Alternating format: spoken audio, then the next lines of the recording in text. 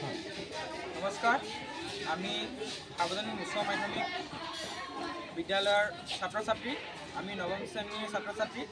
আজি আমি এখন প্ৰজেক্ট বনাইছোঁ। এই প্ৰজেক্টৰ দ্বাৰা আমি ভাবোঁ যে জনসাধাৰণৰ কল্যাণ হ'ব। আমাৰ আজি এই বিষয়টো হৈছে ৰোড ছেফটিৰ ওপৰত।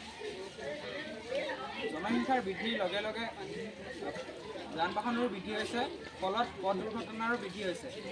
আমাৰ এই প্ৰজেক্টটোৰ দ্বাৰা পথ দুৰ্ঘটনাৰ নহয় বুলি আমি ভাবোঁ।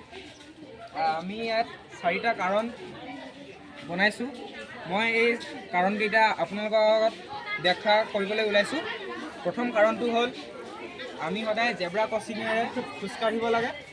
দ্বিতীয় কাৰণটো হ'ল আমি কেতিয়াও গাড়ী চলাওঁতে নিচা জাতীয় দ্ৰব্য সেৱন কৰিব নালাগে।